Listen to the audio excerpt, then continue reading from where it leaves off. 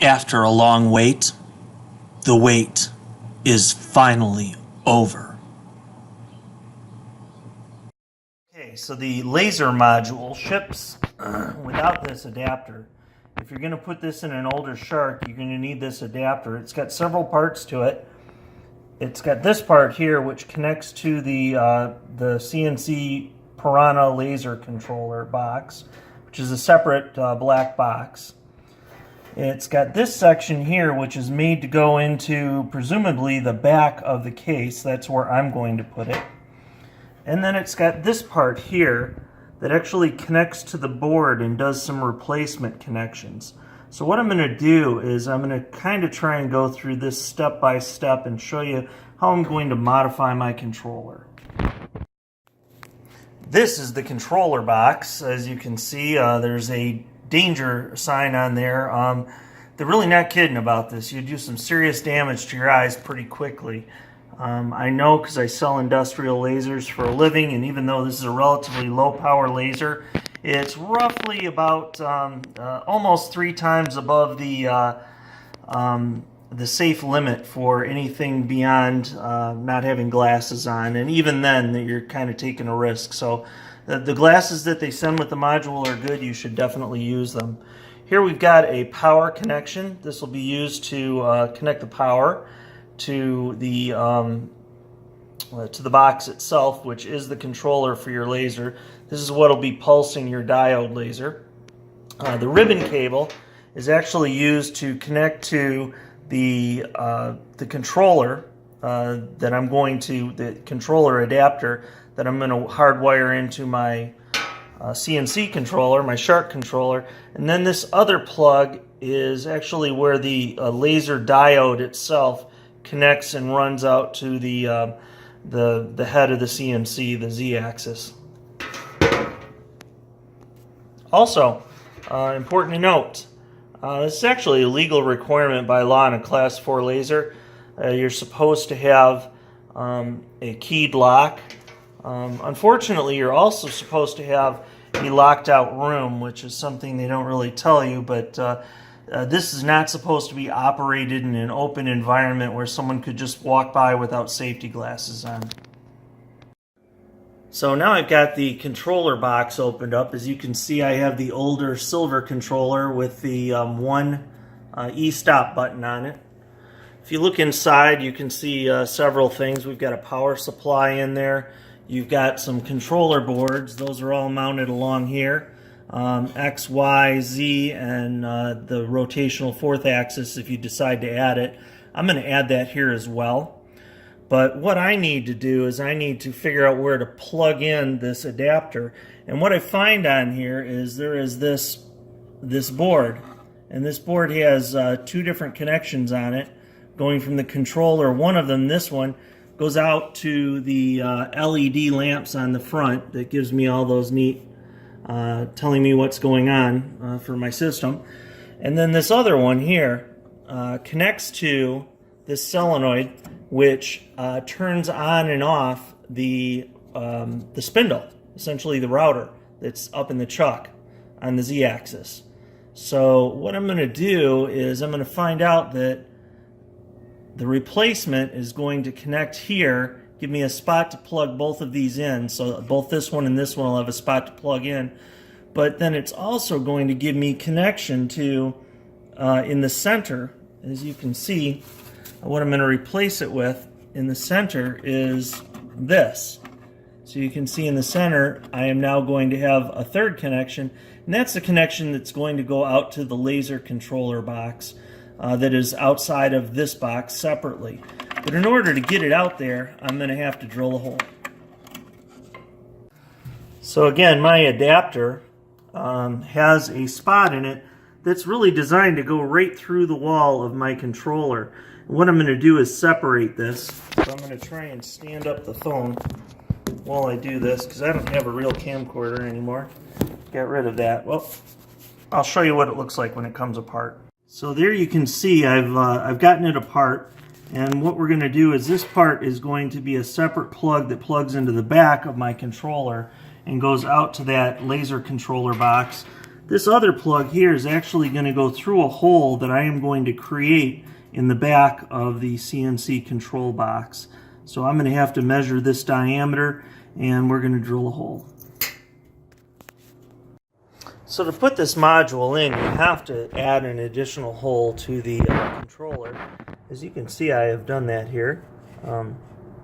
It's a 5/8 diameter hole. But we added it to the back of the controller in a spot where it seemed like it would be most suitable. After drilling out this puppy, it's important to realize that any little metal shards or whatever might have fallen off while you were drilling that hole can get in here and actually short circuit and pretty much totally fry this board. So it's important that you do something like blow it off. Okay, so for this video, we're on to our next portion, which is to disassemble the wire assembly, which you can see here. We are going to take this portion and put it through the controller wall. And then we are going to take this portion and separate it so that we can get it through the hole. Anyway, you'll see how this is done momentarily. To begin with, you want to unscrew the connector, and if you do that, you can actually separate these two items. This is the plug that will be external, that you'll use to plug in your laser. And all of this will be internal to the laser, with the exception of this portion, which will be sticking out of the back.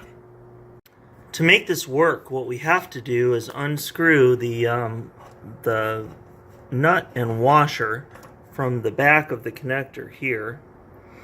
And we're going to move them down to this connector over here, and then we're going to disconnect this connector from the board piece.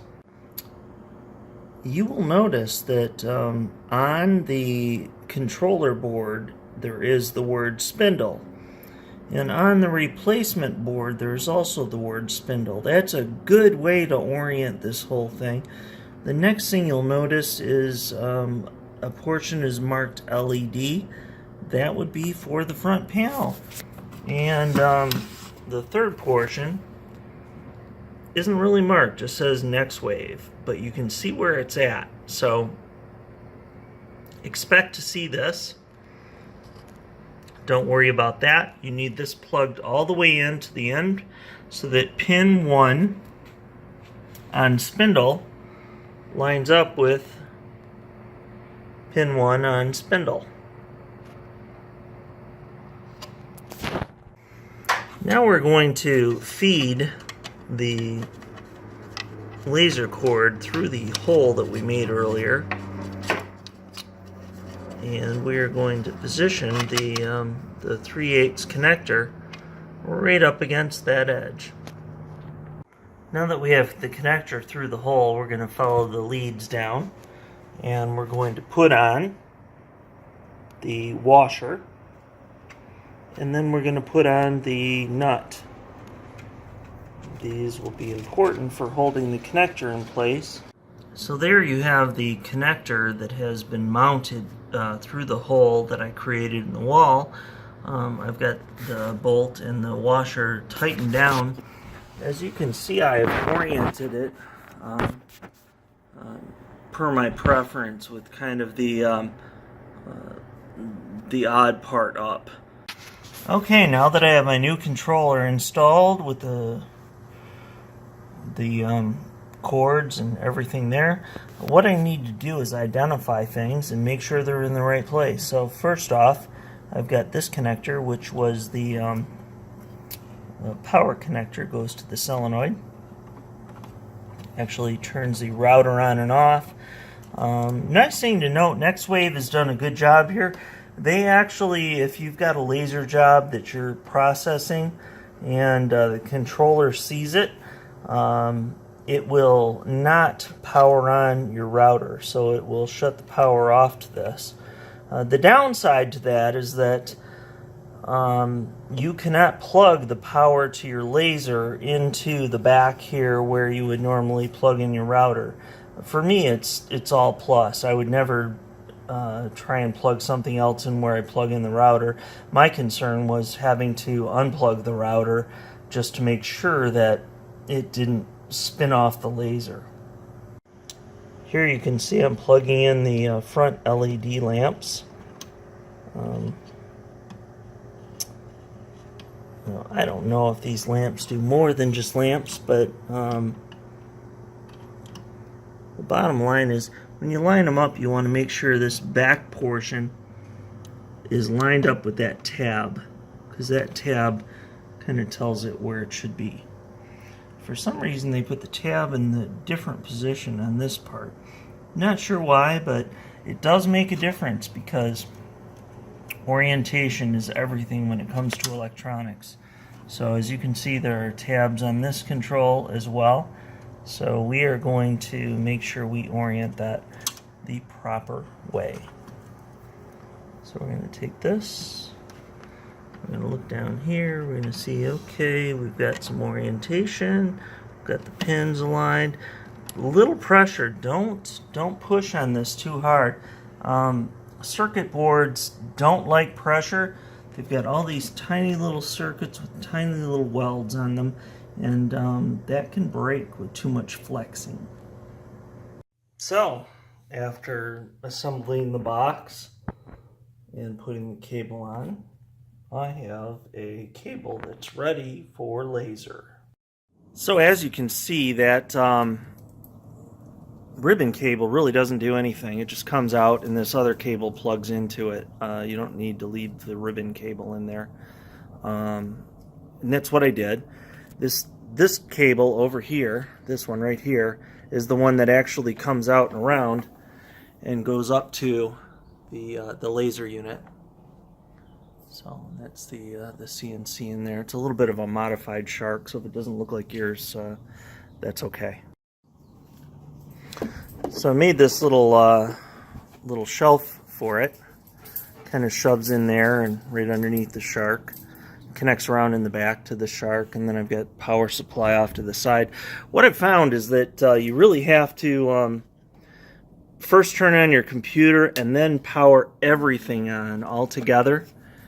And then once everything's all powered on, then you need to come over here and you need to activate not your standard Shark, but you need to activate the special controller that's designed just the CP version 3, designed just for the laser, which looks different and it acts a little different too. But this does work, and G-code's a little sketchy too. Trying to use Aspire or V-Carve to write. You can do it, but my results so far haven't been that good. I've had to edit most of the G-code, but with some custom edits, you can really get some good results. And so that video earlier showed, but here's an example of some of the results. Try and get out of the sunlight so you can see. What we've got is pulse frequency as opposed to power.